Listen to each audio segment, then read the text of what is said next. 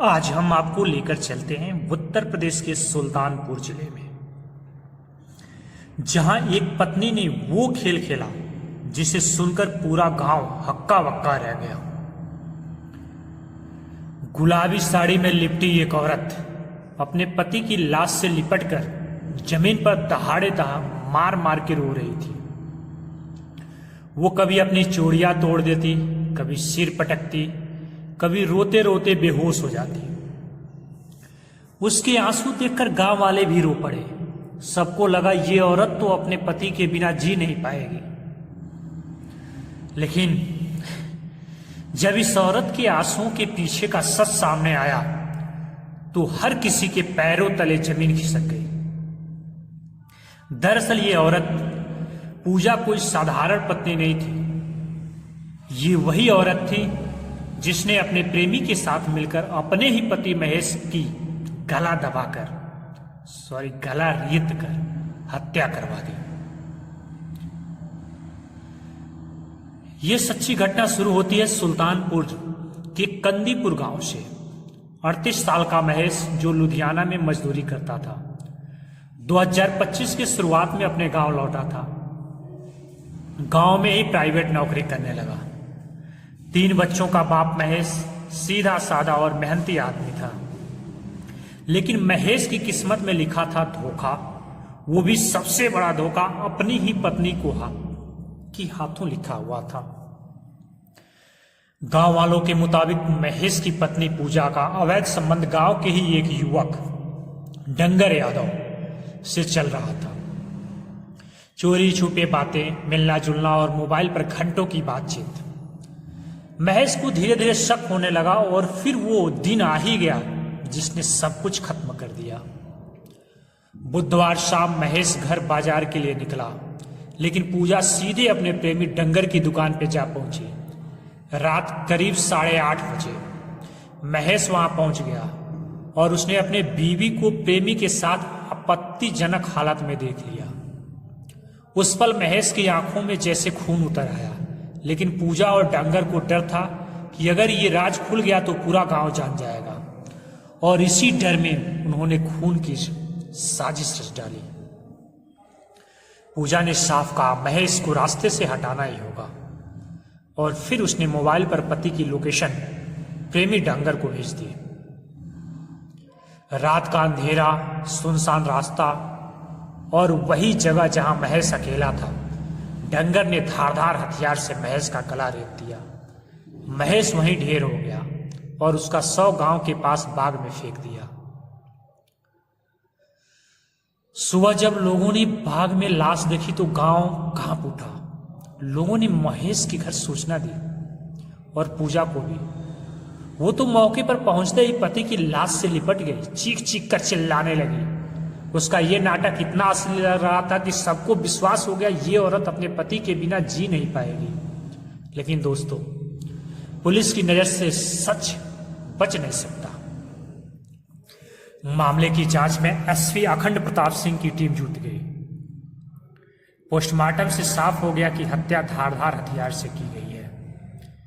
इसके बाद पुलिस ने पूजा की कॉल डिटेल खंगाली और वहां से मिला एक नंबर जो बार बार उससे बात कर रहा था। वो नंबर था डंगर यादव का। क्राइम ब्रांच ने डंगर यादव की गतिविधियों पर नजर रखी। वो बार बार दुकान खोल रहा था, बंद कर रहा था, फोन पर जानकारी ले रहा था। उसका बर्ताव संदिग्ध लग रहा था। पुलिस ने पहले एक संदिग्ध को उठाया, फिर डंगर को पकड़ लिया।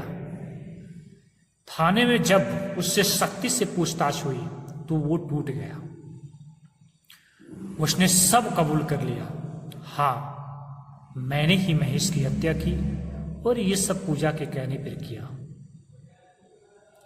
सोचिए, गांव वाले अभी महेश की शव यात्रा निकाल ही रहे थे कि पुलिस उसी भीड़ में पहुंची और पूजा को सबके सामने गिरफ्तार कर लिया। लोग दंग रह गए। जिन आंसुओं को देखकर वो पिघल रहे थे, वो सिर्फ एक नाटक था। असल में ये औरत वही थी जिसने अपने पति का खून करवाया था। सोचिए उस समय क्या बीती होगी उन बच्चों पे। इसका अवैध संबंध, चूंकि हुआ ये था कि इसका पति भाई लुधियाना रहता था, गांव में इसका डंगर यादव से जबरदस्त अपना रोमांस चल रहा था। अब जब उसका पति वापस आ गया तो अब इसका मिलना जुलना खलल पड़ ही जाता था, और वो कहीं ना कहीं भाई ये सब ऐसी चीजें हैं कि इस पे लोगों का ज्यादा निगाह रहता है। खबर पहुंची जिसके वजह से वो यहाँ जॉब करने लगा, और जॉब करने लगा जिसका नतीजा ये हुआ कि इनका मिलना जुलना बंद हो गया।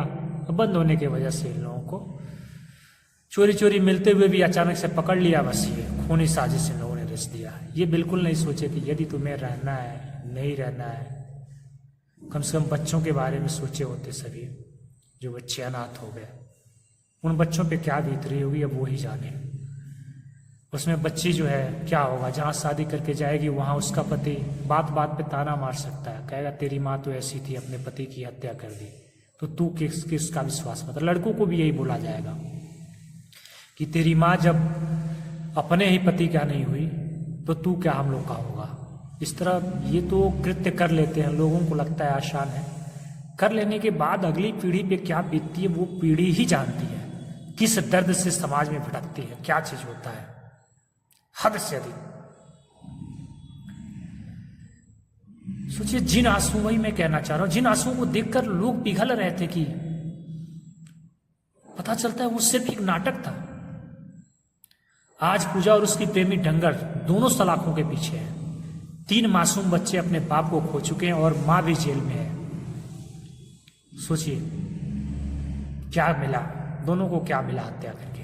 अरे तुम्हें अपने साथ ही एक साथ रहना है तो एक को छोड़ दिए होते, दोनों अपना अलग कहीं जिंदगी बसा लिए होते, लेकिन नहीं, लोगों को हवस वासना का ऐसा भूत सवार हो जाता है कि कुछ नहीं दिखता है कि भविष्य इसका क्या है। जबकि हर एक कत्ल हो, वासना हो, कुछ भी हो, इसका भविष्य अंधेरा ही होता है, अंधेरी काल कोठरी ही होती है। और इसके पीछे छोड़ जाते हैं आप उन बुरी यादों को जिनको लेकर आपकी अगली पीढ़ी, आपके बच्चे सब झेलते हैं।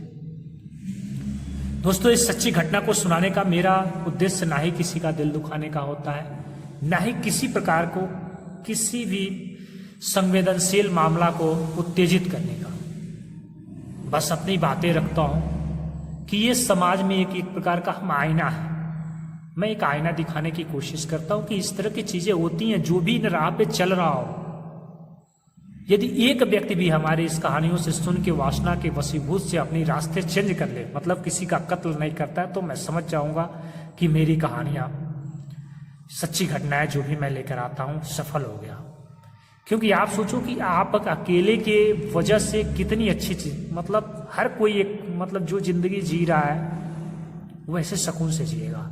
आपको जो करना हो करो, लेकिन कभी भी हत्या ना करो, क्योंकि हत्या का एक ही रास्ता है, या तो आपको आजीवन कारावास होगा या फांसी होगी, सलाखों के नीचे होना है।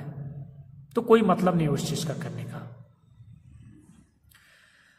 तो दोस्तों, यही है आज वासना का अंधा जुनून, जहां प्यार और धोखे की आड़ में एक पत्नी ने अपने ही पति का जिंदगी छीन ली और अपने पीछे छोड़ गई 3 मासूम बच्चे जो अपने बाप को खो चुके हैं, और समाज का ताना तो झेलेंगे ही झेलेंगे।